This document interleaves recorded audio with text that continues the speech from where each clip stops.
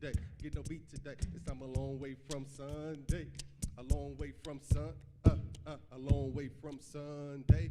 What up, everybody? Welcome back again. What up? Another week of A Long Way from Sunday. Let me do it again. Another week from A Long Way from Sunday. We are back. We are back with episode 6. Mic is hot. Man. Let me push it back a little bit. It's going to be a banger of an episode tonight. Yeah, we got a good one. It's going to be something tonight. We got a good one. We gonna put the disclaimer on now. We ain't trying to hurt nobody. Mm-hmm. A kid in play said, like Brick said, ain't gonna hurt nobody. Mm-hmm. Okay, we ain't trying to hurt nobody. But I think that tonight is a really important one because it hits pretty much on multiple levels. Some of us right in our households or in our homes. Mm-hmm. Some of us in our circles of people that we're around, maybe at work, from our nation. Mm-hmm. It's one that I think is gonna hit people in the gut. Tonight's topic is applauding mediocrity. Yes. Applauding mediocrity. Man, listen. A lot of times these subjects don't be easy when we first mention what they're gonna be, or when we first throw them out. And we always try to get a heads up so we can wrap our mind around the concept and the thoughts. But it seems like things that hit at home always be like the constant reminder of what these subjects be. It really brings a lot of light. Before you go in, because you ready. Oh, yeah, I you jumped do in. the introduction. Oh, bam. All right. Hey, everybody. For first-time viewers, you got to introduce yourself. Let me run that back real quick. I'm just assuming that everybody tuning in. Right. It's the same people that tune in. But that's right. There are some first-time viewers. For those that don't know, my name is John. I got my partner in crime, none other than Tony Cole. A.K.A. Little Big Man. All right, and all the other good stuff. We are your host for this evening. For those that don't know what the format of this show is, we keep it real. Mm-hmm. We keep it uplifting. We keep it encouraging. We keep it funny. Mm-hmm. It's in essence that little pick-me-up throughout the midweek service. A lot of times people have the beginning of the week or the weekend where everything's fun and everything's enjoyable. Even when it comes to church, you had a good time at church, and then you get to about 2-3 days in the week, and you're like, man, this week kind of trash. Right. So we said, hey, why don't we do a little something for the people midweek? Mm-hmm. Do a little something, talk a little something, say a little something, right. For the people midweek. And so that's what we here to do. You understand? Exactly. And so, backtracking a little bit now. Thank you, because I get ahead of myself a little bit. Yeah, you was finna go in. I was ready to jump. Let's give a quick intro before we jump in. into this. I was ready to jump right on in. And shout out to everybody who's been supporting thus far. We definitely thank y'all. Share it, watch party it, do whatever you got to do to help us get the word out, help us spread the platform, help us get to the point where we can get so many viewers and followers, so we can build the platform and do a little bit more, get some backdrops, some scenery, some real cameras, something that don't just randomly show something different throughout the week. I had the screensaver up, but it did what it wanted to do today, so it is what it is. Right. It's whatever. Man, before we get into the subject real quick, man, did you check out the Pastor Mike Volume 3? I did. You put me on to Pastor Mike because I didn't have no clue about Pastor Mike. Mm-hmm. Man, I follow so many people and so many different things that naturally sometimes you're going to miss some stuff. Oh, yeah. So when you told me about it, I said, man, I got to check this out because you made it sound so interesting. Mm-hmm. So I went and checked it out, and it's like the minute I opened up that door, I just kept seeing it. So, man, it was awesome. It was off the chain. I really enjoyed Pastor Mike, and I got to go back and watch the other two. Yeah. I watched the third one, so I got to go back and watch the other two. But, man, Pastor Mike 3 was awesome. Man, I think that for me, YouTube is the closest thing to a time machine. You can get caught up in a black hole with YouTube. Like, you thought you was going to click on one thing, and the next thing you know, you like 2 hours into it, and you just going back down memory lane, like with so many bops. And it was like, man, Pastor Mike Volume 3. For those that don't know, man, I love 80s and 90s music anyway. Man, 90s. And it was like, for sure. Dude, it was like you felt like a party, like listening to it. Like real talk from beginning to end. You know what I'm saying? From Pink Sweat coming on, Keith Sweat with the pink sweatshirt at the beginning, to everything else throughout, man. It was just like a really dope time. And I was out door dashing when I first heard it, man. I know people thought I was crazy. Pulling up to their living room. I was kind of like, you know what I'm saying? Because it was like, it does that. It's like that vibe, that feeling for you. That's the thing. It's like you cannot listen to that 90s music and not feel, especially the New Jack Swing, because that's what it was. Yeah. And not bop, man. Yeah. I was working at my desk and I was going in. Are you doing your chair crumping? I was the chair crumper of the year. I was doing Usher, Chris Brown, all his moves. in the chair. Right. In the chair. I didn't stand up, but I did all the moves in the chair. Did all Perfectly the body executed them rolls perfectly. Everything. and arm I was pops doing and the everything. Matrix. Man, Pastor Mike 3 is awesome. Yeah. I would encourage anybody to check it out. DJ Cassidy. Yeah, shout out to DJ Cassidy. Man, definitely on to something. It was wonderful, needed. man. You needed to hear that. That's like my favorite era of music anyway. When it comes to R&B, is the '90s. Man, I love '90s. My playlist is crazy for the '90s. So man, I needed that. I was having a conversation with somebody, and it's interesting. I think different eras of music hit you differently. Mm-hmm. It's like, you have soul music, you have all the other, obviously we are very big consumers of gospel, obviously. Right. But, just on that tip, like the R&B, the soul, different stuff like that, it feels like that music got in your bones. You know what I'm saying? Like you felt everything about it. It's not like you just enjoyed it, but you actually like felt the music. Well, like that was the point. It has substance. Yeah. And that's what's lacking greatly now in the music that we listen to now, is we don't have that substance. I was just literally listening to some before we started, and I got a little irritated because I heard all this auto-tune type stuff, and it's like, man, people just don't sing no more. And it's like, I know that's the wave and that's what everybody's on, but I just want to hear somebody record something, put it out there, and it don't have all that extra stuff on top of their vocal. Right. You know what I'm saying? And that's what we had then. We had pure vocal. If you couldn't sing, you couldn't sing, but, because I don't consider Keith Sweat to be a singer, per that se. Man had all kinds of veins up his neck. Yeah, but he made great music doing what he did. You know what I'm saying? So nowadays it's like everybody's gonna slap some auto tune on it, and I just hate that, man. Man, that's a great segue into our topic for tonight, actually. When we talk about applauding mediocrity. I was listening, and don't get me wrong, I mean, pretty much everything I was hearing was a vibe. You know what I'm saying? But it really made you feel like, man, these people really ain't that good at singing. No. They just had everything production-wise and everything else that worked for them. So what does that say sometimes for the quality of what we hear, versus like all things coming together to make a good product? Because, I mean, at best, I would say Keith Sweat is like mediocre, as far as a singer. Right. But that's not to take away from the fact of his musicality, I guess, of what he hears and putting people on. I think, would he discover, was it Brownstone? Who did he discover? He discovered a female group. He had his hand in a few different groups, but I don't know as far as female groups, but one of his biggest male groups was Silk. Right. Yeah, I remember him finding out. He put Silk on. Right. But, Keith Sweat come from Teddy Riley. Mm-hmm. And that just show you great production can take your mediocrity and just make it great, because you got something else behind it that's pushing it. So great writers and great producers can take a person that's a mediocre vocalist and make them a star. You know what I'm saying? Decades later, we still rocking to his music. Absolutely.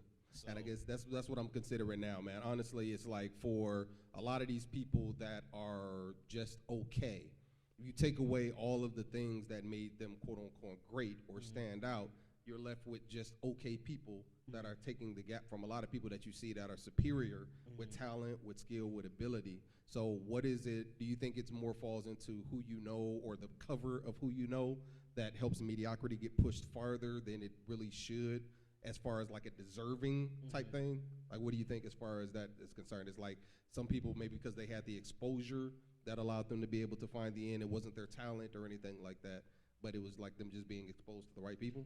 I think it has a lot to do with that, and I just think it has a lot to do with, a little bit of luck.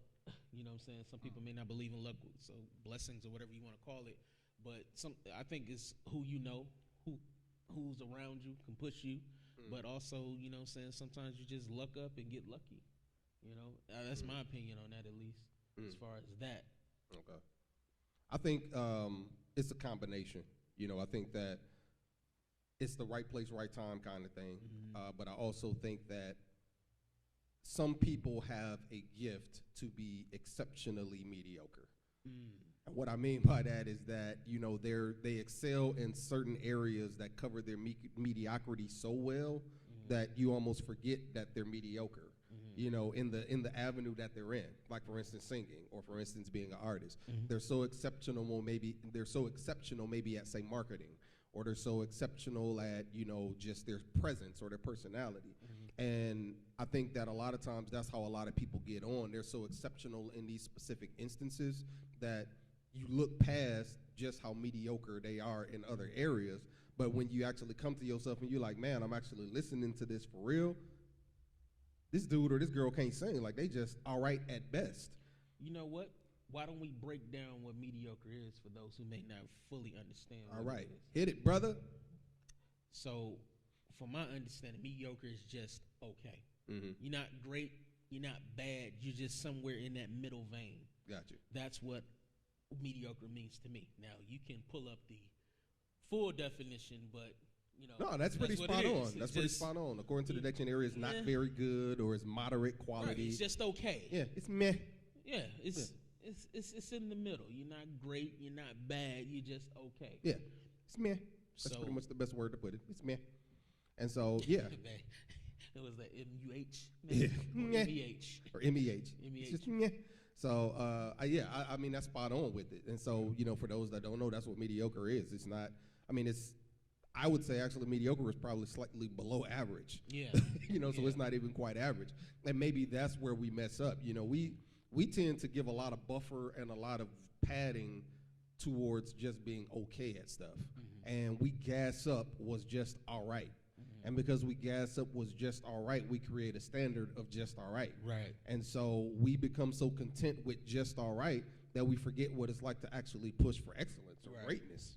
You know, and so I think that, you know, it's some things are like subliminal, like some things aren't right off the rip. Things that we notice are mediocre. It's once we become more mature and we understand what good quality is, then we start to be like, oh man, yeah, that's not good. Right. You know, we start seeing what actually greatness is. And then you look back at some of the stuff that you thought was great or good. Like, I look back at some stuff, man, that I can't understand how we watched it, you know, growing up, becoming like, Power Rangers are trash to me, you know, now that I look back. Right. But it's like growing up, man, like, oh, Mighty Morphin Power Rangers, you know what I'm saying? It's like, you look back now and you like, dude, this is terrible. Right. And I heard, like, the fight sequences were pre-recorded from, like, Japan.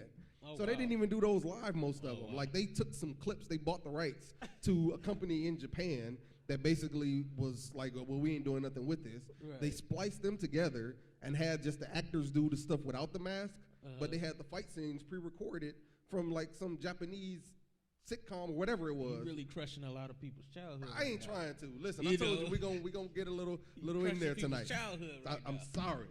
I'm sorry. We gonna go there tonight. I'm not trying to take nobody's childhood away. Right. I'm not trying to demolish nobody's dreams that somebody wanted to grow up and be a Power Ranger. I'm not trying to do that. But it's just an example of one thing that just screams out to me. Like, we thought that this was so. Kev on Stage had a post the other day. I don't know if you saw it or not. And I follow Kev on Stage. I really admire everything that he done built and done. And he's part of the inspiration for us even doing this. And he put up on there, and we remember being in that era. He was like, why do we think it was cool for two dudes to sing at each other when Diddy did Making the Band? Oh, you know what? I saw the caption, but I didn't click on it because I've seen it so much. Bro. Other people have posted it. Oh, okay. So, yeah, see, this was my first time coming across it because I, you know, like I said, I really follow Kev on Stage. And I was like, man, we had no problem with Diddy just straight up saying, don't sing to me, sing to him. Right. And we was okay with two dudes with do-rags and baggy clothes, like just hood as ever, just singing to each other. Right. And it was okay. It was a battle. It was an quality R&B battle. TV. Yeah. We said that was quality TV. Yeah. Thought that was the greatest thing Listen, early reality shows were terrible. Yeah. Compared to what they've done with them now.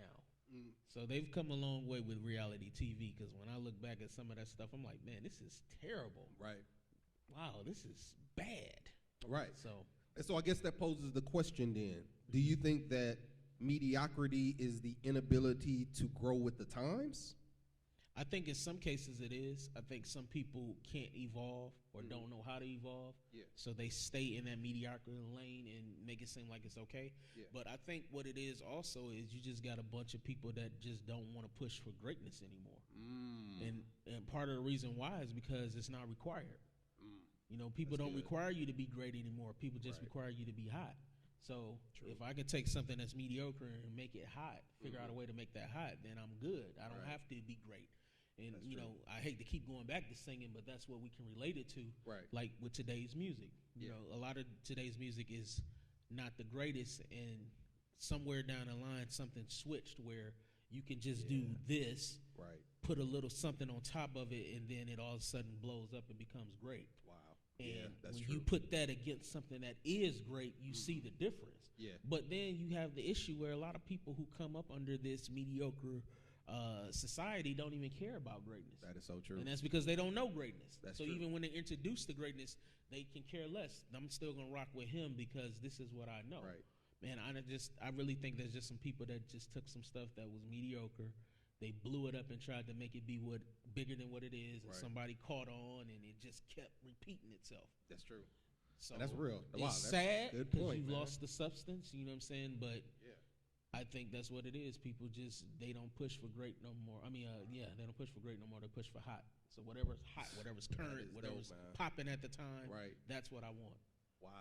So, dude, that's deep, man. I didn't even thought about that. That's true. Yeah, that is true. Like, yeah, you figure the work that had to go into being great, and sometimes, you know, as far as the workload of the old school acts and even like performers and stuff like that, like, you know, you look at like the new additions, you know what I'm saying? Like their biopic really, I think, shed a lot of light on the work ethic that like Brooke Payne took them through, and they had to have actual cardio training, not just vocal training and different stuff. They had to actually be in the gym while singing, like doing different stuff to build that up. And Michael Jackson, I mean, let's talk about somebody that to me embodies like the definition of greatest entertainer. Right. I mean, kids now still will sing a Michael Jackson song. Oh yeah. You know what I'm saying? And this is all the way from when he was a little black boy, you know what I'm saying, to a black man, to a Puerto Rican man, to a white woman, like all Chinese, of the phases of Michael Jackson. Yeah, you know, he covered all the races. He's had fans. Indian at one point. Man, he's been pretty much everything. Yeah, but all of his changes, you know, been everything. Yeah, but he's had fans, and that's like every generation has had something to take away from that. But you look at how meticulous he was in his craft. You know what I'm saying? That made him be that way. You know, we talked about like even with the athletes like Michael Jordan and, you know, your man's LeBron, you know, what they endured and what they put themselves through when nobody else was in the gym. Right. You know, like how they pushed themselves for greatness, and how now a lot of people might just coast in on the gravy train, you know, to do it. And what you said stands out to me like with the hotness, because, you know, if society doesn't demand much, the artist don't got to give much, or the person don't have to do much. And that goes to music, that goes to videos and what we watch, that even goes to education. I'm like, man, listen, I could not, for the life of me, in school, and I don't understand how sometimes kids can hand in the work they hand in now. Like when we were coming up in school, even if it wasn't the subject that had anything to do with, like English, for instance, even if you handed in a science paper that had a bunch of grammatical errors and stuff like that on there, we couldn't hand that in. No. We still got a bad grade because it didn't have the appropriate, you know, grammatical format and structure on it. Now, I'll be looking at some of the work that kids hang in, I can't even understand half of it, because it ain't no punctuation, it ain't no capitals here or there. It's a case of run-on sentences, and it's like what has happened even in the field of like education and requirements. And so kids a lot of times, you know, they don't have that standard. I mean, shout out to the ones that hold themselves to that standard, but society doesn't hold really any standards up, so it's like, how do we still push for greatness when society doesn't demand it or doesn't ask for it or require it? I'm glad you said that. How do you push for greatness when you live in a society that doesn't require it? You know, that's the hardest thing. Like, hardest thing for me living in the area that we live in now is to know where we came from. Right. And we knew, like you said, what it took to be great. Now you don't see that anymore. You don't see the drive anymore. Everybody's just okay with being meh. Right. Everybody's just okay with being whatever, blah. And it's sad because we came from an era where people worked hard to be great, you know, and that just changed now. Right. So it's hard to stomach that, because it's like, wow, you know, growing up, the mentality was just so much different than it is now. Yeah. Like now, just what motivates you, what drives you. Right. You know, you look around and society is just so different. Right. It's like, where do you fit in now in this society when you come from a society that pushed greatness, and now that's no longer happening. Right. It's not even required anymore. It's just, can you get hot? Okay, you can. This is the hot tool that you need. It's a kit. You know, you buy the kit on Amazon, how to be hot, and it don't last long. Right. But you know, if you can capitalize on the moment, then you good. Right. You know, so it's different. Oh, yeah, absolutely. And maybe that's the thing, like if we could trace back, and I don't think there'll be like any one moment in history where you can be like, oh man, I'm okay with just okay now. Right. You know, I don't know that there's really a moment where you could trace that back. And you sometimes can end up in one of those chicken and egg scenarios where you're like, well, what came first? Did, people stop responding to greatness so I didn't have to give as hard or do as much? Or did the sheer volume of how many people just couldn't reach the mark make me lower the bar? And I'm inclined to think the latter.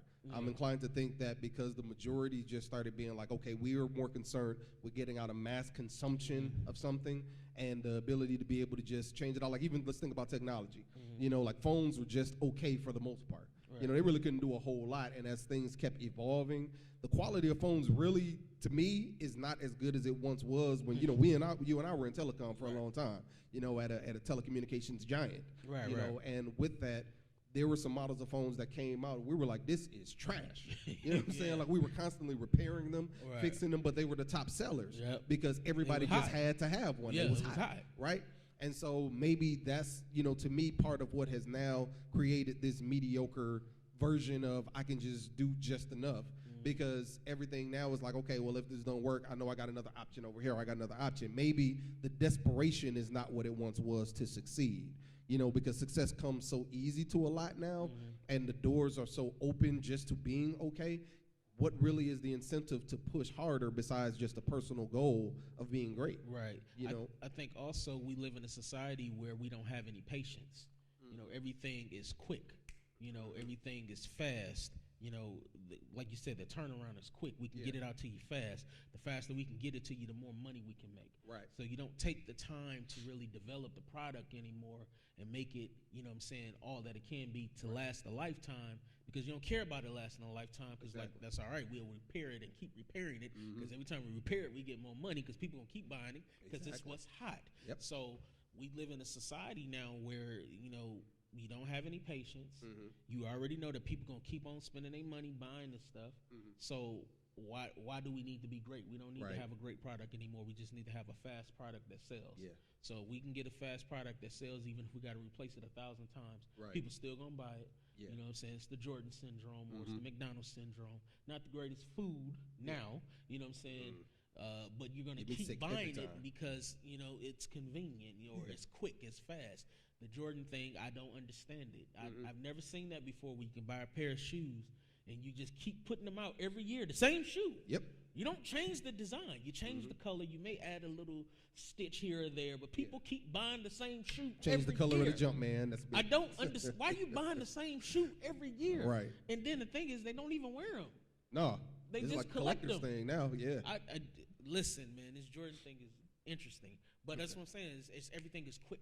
Right. So when you live in a world where everything has to be fast, everything has to be quick, then you don't get greatness anymore. Right. Then mediocrity is okay, because as long as I can get the product out first, then I'm winning. Exactly. And I think that, you hit on the head with it, man. It's like, because things are so quick. I've said this over and over again, and I'll probably say it almost every week, man. As crazy as it is, I appreciate the slowing down of some things right now. Right. Because it's given us a chance to really just reevaluate. We can appreciate, some of the stuff initially, but we can just reevaluate some of the stuff for those that are willing to take the time and learn the lesson. And the unfortunate thing that happens, man, so often is that there are so many people that have been gassed up with this false sense of greatness that they are those exceptionally mediocre. Let's talk about that. Yeah. Let's talk about how a person can make something that's mediocre seem like it's great. It's to be admired. I admire people that can take something that's really not that great and pump it up to be great. You know what I'm saying? That's a great salesman. But that wave is just so big now. It's so big. It's crazy. Yeah. Well, I think a big part of it, man, the danger is, and that's why you said something that hit me the other week. You was like, change your circle, save your life. Yeah. And I know you've been living by that, and saying that a lot. But that's true, man. When people don't understand, one of the biggest dangers is having yes people around you. Yeah. Like having people that gas you up, that make you seem like you're better than you are with different stuff. Like just because you can kill in the shower, you know what I'm saying, don't mean that you need to be on the stage. Just because you have gifting in this area amongst these people does not mean that you're just going to be a beast in this avenue or in this area. And if you got just a bunch of people that are just hanging on your jock because they know you and they don't want to hurt your feelings, or maybe they get a glimpse of what they think they can, get away from or get away with you, then you just gonna constantly fall in that circle, and that's the dangerous thing. Like, you'd rather have your ego stroked than to actually do the work that it takes to be great. You're right. You know what I'm saying? And that's a dangerous place to be in. And I think that's one of the hardest things that people don't want to have that conversation with themselves. They ain't really getting the critiques from people that are credible. Right. They ain't really getting any kind of accolades from people whose opinion really matters, you know, especially even in the fields and industries that they want to go into. You know, they're just satisfied with this group of people that's like, oh, you the bomb, oh, you call, you this, that, and the other. And meanwhile, there's a whole real important audience out here that's like, what's the fuss? Like, what are you so hyped up about? You know? Listen, 5 people in your circle telling you you're great can kill you and mess your life up, because when you get outside those 5 people and you get in the room with some professionals and they eat you up and you don't know how to handle it, then it's over for you. You know, I'm talking about singers, entertainers, you know what I'm saying? Whatever field you're in, you better get outside of your circle of people telling you something is good, something is great. Test it somewhere else. Right. Test it outside of the circle of people that you're comfortable with. Because then you're going to get an unbiased opinion and it's going to be real. And then you're going to know if you got something or not. That's good. You know what I'm saying? Because if you got a bunch of people that's just always going to pump positivity, which is good. It's good to pump positivity, but you got to put that truth in the positivity. Exactly. You got to have a circle of people that can be real with you too. Yes. You know what I'm saying? You got to have people that's going to hold you accountable. You got to have people that help you be great. If they're not helping you be great, you got to know what circle, you know what I'm saying, they fit into. Because they may not be the ones that's going to help with your successes. That's what you said. Help you be great. Oh, I'm like, sometimes you hear something, you just got to pause and lean. I was like, why are you doing the Matrix right now? And let it dwell. Help you be great, because that's the thing. Yeah. People pumping you up is not helping you be great if you suck. Exactly. You know something? Like, listen, we grew up in an era where people told us we sucked. Yep. You know what I'm saying? We grew up in an era where everybody didn't like everything we did. Nope. And it made us stronger and it made us better, because we went back and said, okay, I got to get better at this. Exactly. I'm not that good right now.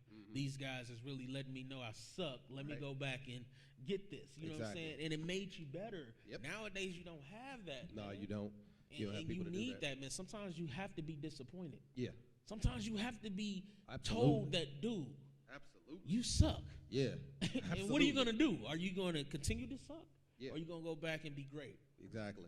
Man, that's facts, man. Yeah. And I think that you can't have the sweet without the bitter, man. You got to have that moment that actually lets you say, okay, man, I have, because like, I don't feel like anybody that has reached that level of greatness did not have like this valley experience, or maybe, you know, even continual valley experiences that said, man, there was a time when nobody, like even, you know, Jordan, like, you know what I'm saying, when I bring his example up, you know what I'm saying, like he had moments where, I mean, his brother used to give him the business, like, and even coaches and stuff like that was like, I don't see nothing special.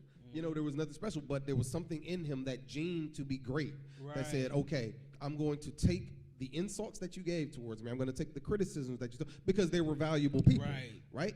It wasn't just, you know what I'm saying, because, you know, mama going to say, baby, it's okay, just keep on doing your best. You're going to have a few people that's on the playground which are like, oh, man, your game's sweet. But the people that matter, you know what I'm saying, like the coach of where you're trying to go, and the people for the next levels are going to be like, yo, you need to work on this stuff. I don't care how many buckets you can score. If you can't do this or you can't do that, you'll never be in the same conversation with these people and those people, and that's where you're trying to get. But if you think about it, all the people that we revere, all the people that we consider great, you know, if we know their backstory, there's always been somebody there to push them and really, you know, pull it out of them. And when we talked about Michael Jackson, you know, most of us know his daddy didn't take no mess. What if Joe Jackson wasn't who he was? We may have never gotten Mike. You know what I'm saying? And I ain't trying to discredit the other Jacksons, but, you know, Mike was the man. Yeah. You know what I'm saying? Man, it's a vast gap between the next most talented Jackson. But I'm saying it took somebody like a Joe Jackson to let him know that, yo, you, this is not right. You ain't doing it right. I'm even whooping in you. And you know what I'm saying? He whooped him into greatness. You know what I'm saying? A lot of people may not agree with that, and that's fine. But I'm just saying, you had to have that. You think about Shaq. Shaq talks about his father all the time, being a military sergeant or something like that, and how hard he was on him. And it pushed him to greatness. You just talked about Michael Jordan, how he got cut in middle school. He wasn't the greatest on the team. He wasn't the greatest in high school. He wasn't the greatest even in college. He wasn't even the greatest when he first got into the NBA. People forget this. Mike didn't get great until his like 7th year in the NBA. You know what I'm saying? He kept pushing himself to be great. I mean, okay. when I say great, I'm talking about winning titles. Okay, I ain't talking about being an individual. But you got to break it down for the people. Okay. Help us I'm understand. talking about winning the title. Got you. He didn't win his first title until 91, and I think he got drafted in 84, 85, something like that. But he lost a lot between 84 and 91. Yeah. You know, he had his individual stuff, but I'm saying to get to what he really wanted, which was that title, it took years. It took him, and he talks about it all the time. He had to keep pushing himself. Right. If he didn't do that, and if somebody was in his life that was just like, okay, that's good, Mike, you made it. You don't have to win the title. You made it. You're in the NBA. And you hit something on here. I think that kind of culminates in a nutshell what greatness is. Greatness has the ability to outlive you. Right. You know, if you're only great while you're alive or while you're here or while you're doing what it is that you're doing, then dare I say you're not exercising or operating in greatness. Right. You know, because greatness should, when you do greatness, it shouldn't just be for your own personal well-being. You know what I'm saying? It should be like a legacy. It should be something that you're striving to leave behind, to leave an impression, to leave a mark after you're gone. Yeah. And I think that that's where we started missing out. It's like people started exchanging the quick success and the, okay, I'm good, I can eat, for the longevity of saying, okay, I want to build something that my kids can still celebrate and that other people can benefit from. Right. You know, we as people are designed, man, to be, you know, I won't say group bound, but I will say that we are definitely ones that feed off each other's energy. Oh, yeah. You know what I'm saying? And so when greatness is only in my circle, how is that making me great amongst people that really need to benefit from what I'm, you know what I'm saying, where I'm shining in? And so I think that's a big part of it, too. It's like we can be so selfish sometimes that's what causes us to never try to go for greatness, because just enough is good for me. Right. You know what I'm saying? But we've got to dig down and say, okay, hey, I'm not just living for me. You know, I want to make sure that who my kids look to see greatness, who, you know, my peers and other ones look to our greatness, and that when I'm dead and gone, it's still going to be something that my name is remembered, and the works that I've done have put somebody else in a position for success, for greatness, for growth. Right. Like one thing I can say, and I believe truthfully, you know, you figure like some of the people that have been like the greats, like Muhammad Ali, you know, his name will always be mentioned and synonymous with one of the greatest. You know what I'm saying? And it's not just his ability in the ring, but he saw something beyond the ring. He said, okay, how am I going to be philanthropic?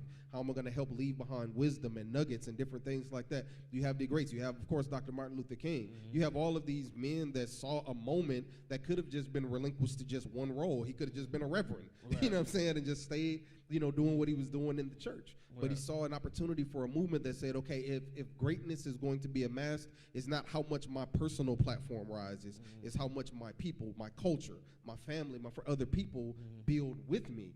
And I think that has been the biggest thing in society that has shifted and changed with why we're okay with just enough. Because in truth, a lot of people have just become selfish. Yeah. You know, it's just how can I personally benefit, or how can I personally get ahead? And because that's all that I'm really concerned with, I'm not concerned with trying to, you know, match or be the top of this, that, and the other. I just need to get by how I get by. I just need to do enough for me to be able to get ahead. And because of that, you know, we see it and it hits close to home a lot of times too. And I mean, I fuss a lot, and I, you know, putting my family on blast or nothing like that, but I fuss sometimes. Like for me, for instance, I love being on time. I hate being late anywhere. You know what I'm saying? And my family knows that I can't stand being late anywhere. You know, because I feel like that's such a poor representation of my appreciation for wherever it is I'm going. If I give somebody a commitment that I'm going to be somewhere, or say I'm going to show up here, or they give me a time constraint, what I'm trying to send as far as a message is that you'll never know what opportunities you miss by your lackadaisical attitude or by being late, and that has been proven. Like there have been some instances that if you had been here or had you gotten there earlier, like there have been times where my kids have missed out on money that was being given away to kids or to the youth because they missed that window of time, just lollygagging, because they're like, okay, this mentality of I'll get there when I get there has just taken over. And you know, and I will fight that if I can in any way. Like if it had a face, I would punch it. Like I would punch it late. I would sock lateness out. Mr. If I could. Listen here, man, I would do every move I knew to get rid of lateness and eradicate it. But you know, you learn that the best example is to be consistent. And so for me, one way that I try to get over mediocrity in my own life and then not have it take over is by continually being consistent in what I know I'm charged to do. And it's the long game, Like because it takes other people a long time to catch up to that level. When you're driven and you're consistent and you're dedicated to stuff, everybody ain't gonna always operate with that same energy, right? At all. And we talked last week about keeping that same energy. Yeah. You know what I'm saying? It's like everybody else ain't gonna get that initially because everybody else's thought process ain't the same. But what I've learned is it's almost impossible to be around somebody on a regular basis that's consistently pushing and doing things and have it not rub off on you. If you're strong enough to have that grit that says, okay, regardless of who's not doing whatever they need to do, I'm going to be consistent in it. Eventually what happens is it does rub off, even unbeknownst to you. There have been instances and times that I've observed what once was just like a little, rigmarole and a little, ring around the rosy type situation, like just going through the motions, that turned into an actual behavior that became an area or an opportunity for greatness. The only thing is people get lazy. Oh, yeah. You know what I'm saying? So it's like, it's keeping that same energy and being consistent even when you have those glimpses of greatness. And that's what separates mediocrity from greatness. Oh, yeah. It's like, okay, I'm not going to let the success of this moment or the hype from this moment or the hype from these people or these people determine how well I do at something. I'm going to do the best I possibly can because I know that at the end of the day, what's in me has to come out this way. Right. And I think that's part of where our hang up is, man, with even the people that be closest to us, man. You want, when you're passionate about greatness for yourself, you want it in those that are closest to you. Absolutely. And a lot of times that's where the things don't line up. Because you want that greatness, so it comes off in a way, and that's where I think where disagreements come in. It's like because I see something that maybe you don't even see, but I see some dangers ahead that I'm trying to help you avoid, it's taken the wrong way. And when it gets taken the wrong way, it causes the counter effect of that person staying in the mediocre place that they've been in. You know what I'm saying? Yeah. And that's, I think, what hurts when you're really trying to help somebody get to a great place. It hurts when I'm trying to be your aid. I'm trying to be your, eyes and ears where you may not see or hear something, but you're so caught up by the opinions of people that don't matter, it causes you to not even take the weight or the gravity of the words that I may be trying to kick to you. You know what I'm saying? And that's what keeps, I think, people a lot of times in that mediocre place. Yeah. They shun the advice that maybe they should take or the counsel that they should take for the ones that are more convenient and say what they want to hear. You know what I'm saying? But, it goes back to what you were saying before. When you're selfish and when you only think about yourself, then a lot of times you won't push to be great because you're just okay with this. And then when you have a circle of people who are the same way, then you're not going to do anything more than what you've done. Facts. Don't nobody remember mediocre. We remember great. But if you're surrounded by a bunch of people that applaud mediocre, then you don't even never need to see great because you good in this lane. You know what I'm saying? You good in just enough. Yeah. So, and that's the dangerous place to be. Absolutely. Because if you don't have any passion to be more than what you are, and you're surrounded by people who also don't have that passion, then you just already messed up, in my opinion. Oh, yeah. You know I what I'm saying? agree. I agree. I think so, too. And I think, man, we actually have an opportunity more often than we may realize to check mediocrity. You know what I'm saying? Because you mentioned something like even earlier, out of convenience, we settle for a lot of stuff that really we shouldn't settle for. Oh, yeah. Out of convenience. I'm guilty of it. Like I said, McDonald's food isn't the greatest. But it's convenient. You know what I'm saying? Sometimes. On a scale of where you're trying to go and where you at, sometimes you're going to go for that because it's quick, it's easy, it's cheap. You know what I'm saying? You applaud that mediocrity because you don't want to go across town and get something better. I will. You're a little bit different. I will. Most people, you know I what will I'm saying? They're going to complain about it, but they're going to keep supporting, I was going to say the Colonel, but they're going to keep supporting the Ronald. You know what I mean? The Colonel. I don't know why I was thinking KFC, but the Ronald. They're going to keep supporting it. I will drive out of my way to keep my peace. We had that talk before, though. You said you would drive out of your way to get a better meal. Listen. And most people who have 2000 town car won't do that. Absolutely. The service engine light is on and the oil light is on. Listen. And they need to get some work done to it. They're not going to drive. I have been in a fast food rebellion for about 4 years. Well, you got to have a vehicle that's going to get you to where you're going. Listen, your vehicle will get you where you need to get to. You going to will your vehicle to get you Your vehicle going to get you where you need to get to. Okay, if that's not, then stop applauding a mediocre vehicle and get yourself one that's going to get you to where you got to go when you need to go, where you need to go. Yeah, I I applaud that mediocre vehicle when I don't see no car note, boy. Woo. Well, you don't have to bust some tools out and get to working. But look up YouTube.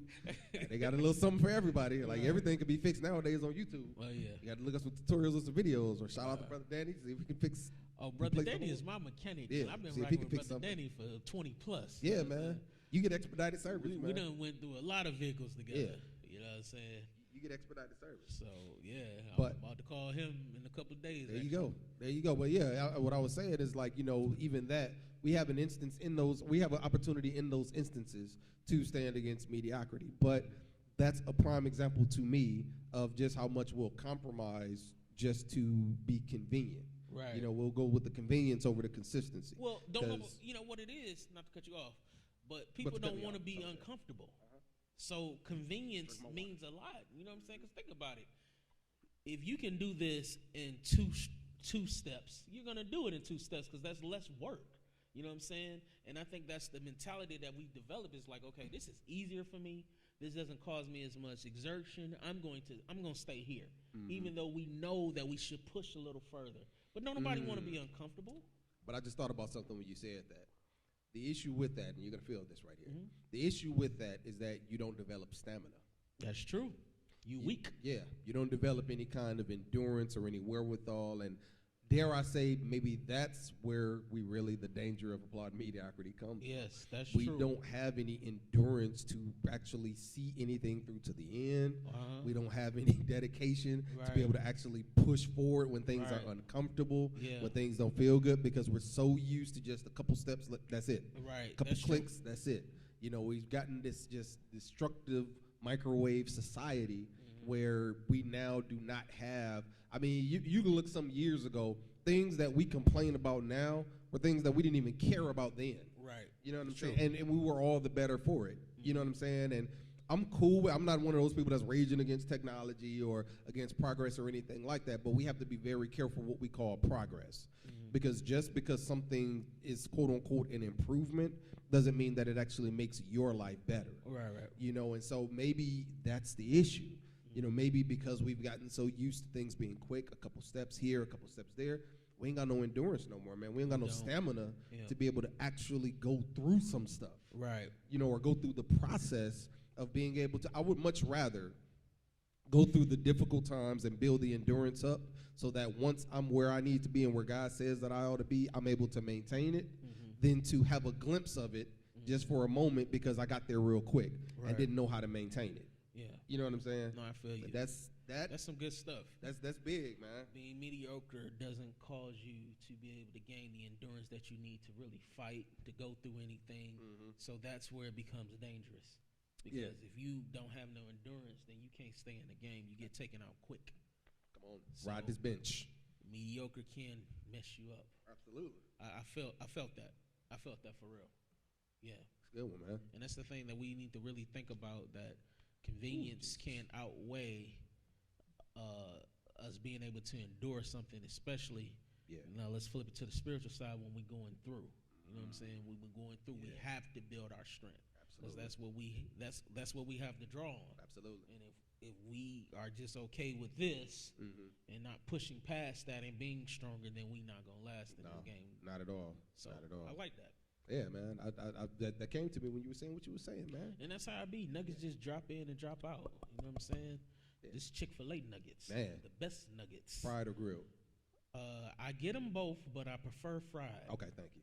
Appreciate that. And have you tried their mac and cheese yet? No, man. Here you go. I done told you, man. You done told me. A black woman that went to a Church of God in Christ went to Chick-fil-A and showed them how to make some mac and cheese. She went and shared the recipe? She went and shared the recipe. They took it. Mother Earlene? Yes, I'm telling you, I'm convinced the black woman that went to a Church of God in Christ that probably had a purse full of peppermints. You know it. Went and showed them how to make some mac and cheese. Dude, Chick-fil-A mac and cheese is the best mac and cheese out there as far as fast food chains. Okay. I want to speak right. Okay, got you. I'm not saying that it's better soul food joints out there. Yeah, I'm not saying it's better than soul food homemade mac and cheese. Got you. But when it comes to the fast food game, comparing it to KFC and Popeyes, who also sell mac and cheese. Oh man, ugh. it's the best mac and cheese because it's actually baked. Yeah. I think it uses 2 to 3 or 4 different type of cheeses. Oh, your palate is sophisticated. Man, I'm telling you, man. Your That palate's Chick-fil-A mac smart. and cheese is the closest thing I've tasted to a homemade mac and cheese from a fast food establishment in my life. You might be onto something with the black church mother that I taught them, because Brother. every time I see the advertisement, they got that little burnt piece of cheese on top. Yes. You know, that's like the best part. That's they always the got that best little part. burnt piece of cheese on top. Like, how do you mass produce the Yes. burnt piece of cheese? Like, you ain't telling me that Yes. every little cup you sell is Every gonna have this little burnt cup piece of has cheese a on there. burnt piece in Yeah. there. That's the crust. Yeah, exactly. Listen, me and my Okay, wife, you might be onto something with that. I'm telling on us, we get mac and cheese. Uh-huh. You know what I'm saying? When we go to Chick-fil-A. Yeah. And I know what I do. I usually I don't know why when we eat at home, everybody puts everything on my food tray, and I got to distribute the food. Like, I work at a lunch office, a cafeteria or something. I don't understand why I'm a lunch man. Like, dude, why can't my food Go get ahead, Agnes. distributed to me? Why I gotta always take the food out and give it to everybody Yeah. else in my house? Yeah, maybe you Why good at can't what my you do, food man. get brought to me? But anyway, I guess that's my ministry, to pass out food. Hey, you never know. Outreach, man. But Starts I in the go home. through those mac and cheeses, Mhm. and I specifically look for the ones where they got the best looking crust. Yep. Because my wife usually is not in there at the time that we're Mhm. getting ready to distribute. So I go through the bag and I Tell him find on the one that himself. has the most cheese and the most crust, and I take that for myself because I deserve that. Because if I'm going to distribute something, I'm going to get the best of what I'm distributing. Yo, you just went on a whole rant about your process of elimination for your mac and cheese. Bro, you know what I'm saying? It be like that with Man, that mac and I cheese. see. I'm gonna have to try it out, man. So here's the thing, though. You can't get it, and no shade, but you can't get it from 124th. Oh wow. You got to get outside 124th. Okay. Because I'm convinced that the food outside of 124th tastes a little bit better. Okay.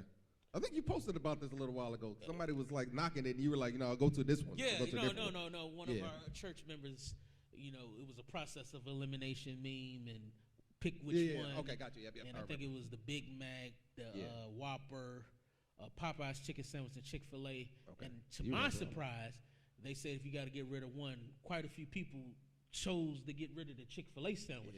Yeah. And I that's was right. very shocked and hurt by that because I should took be. that as a personal offense. I see. Because since Popeyes came out with their chicken sandwich, I've always said it's not better than Chick-fil-A's. Yeah. You know what I'm saying? Just because you got a bigger piece of meat Well, you doesn't mean believe that I it's haven't tastier. had one yet.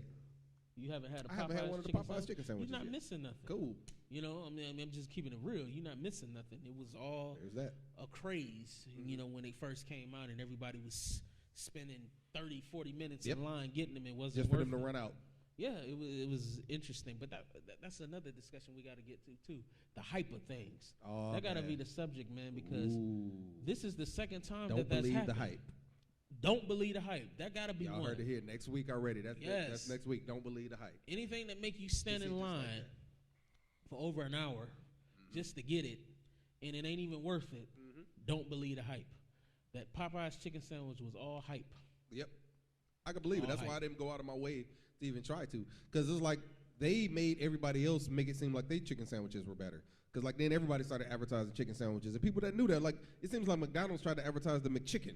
Like in there with them. McDonald's more. don't never. I was like, why never, are you ever even need to advertise? Yeah, don't put yourself in this category. Just leave Like, that you alone, stick to the McDonald's. Big Macs. Right. You don't need to tout your chicken sandwich at No, all, bro. man. When we ain't got no money and ain't nobody got Right. nothing else, that's when we gonna come to you. We gonna check on your chicken sandwich. I'm like, why are you throwing your head in the ring? The You ain't big got nothing to do gristle. with it. Man, That's all it is. It listen, ain't no white meat. I have with never gristle. seen that many joints in a boneless piece of chicken in my life. Like you get tendons and joints and everything else in a Man. McChicken. Like, When why you is this hungry, shit just and crispy? It's just, When you it hungry. ain't even a batter. It's just crispy. Every time I chew it, it's crunching. No, Yeah. and I've never really been a fan of the McChicken sandwich overall. But like No. you said, a lot of people keep these things going on because they just all right with it. It's cheap, it's convenient, it's quick. Yeah. I'm gonna go ahead and rock with it, and man, And you know your people gonna guts keep ain't gonna coming thank back. you, People man. gonna keep listen, coming back, man. dude, I kid you not. Probably for the last, and I don't rock with McDonald's like really ever. You know what I'm saying? But if I do, man, I always go out of my way to go to specific ones. Like I go to the one like in Greenfield, like that one is solid. I'll go to the one out like on Moreland Road.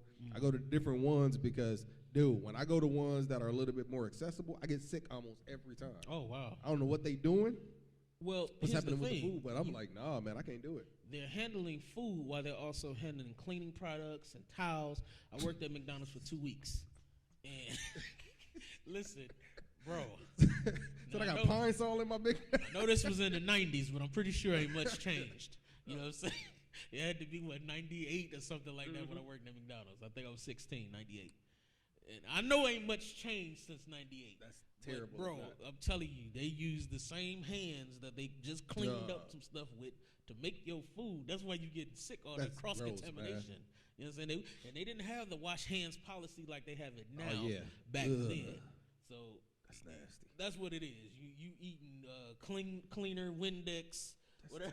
You know what I'm saying? Lysol. Got comment on there. And back then, potpourri was popping, so they sprayed potpourri. Probably get mixed up and think they're using a sponge and using a bun. Yes, then they just put it on my sandwich. That's nasty, man. That is so gross. That's what it is. That's sickening, man. You are motivating me to eat even less at fast food restaurants. Yeah. Well, fast food, I ain't really a fast food eater like that, man. Yeah. You know, it's like as you get older, you actually enjoy cooking. You enjoy home cooked meals much more than fast food joints. You do. You enjoy it. Yeah. You don't be as hungry afterwards. Nah.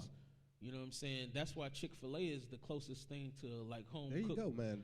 They slide some money in your pocket or give you a gift card. Like, why is you going so hard for Chick-fil-A right now? Listen, Chick-fil-A is the closest thing to a home cooked meal you gonna get.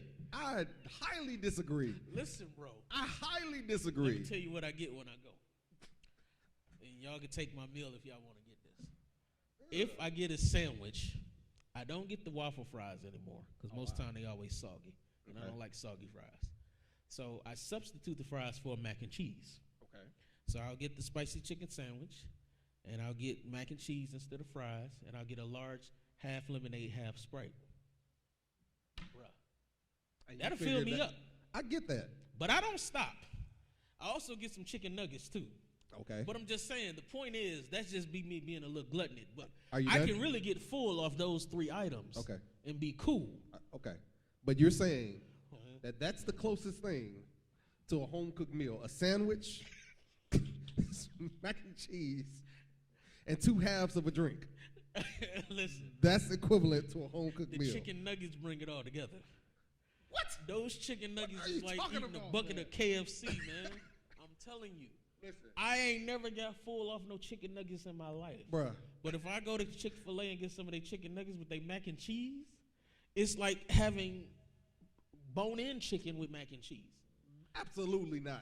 I'm telling you, you know, man. I thought I knew you, and I respected your opinion about so much. Listen. But you have completely fell off. There is a ministry in Chick-fil-A. That's cool for what it is. And For fast food. For fast food, it's For the best. fast food, I definitely am with you. Mm-hmm. But if you're going to compare Chick-fil-A to a home-cooked meal. I said close. That is nowhere near the close. Cracker Barrel is closest to a home-cooked meal than Chick-fil-A is. Well, Cracker Barrel is a home-cooked meal.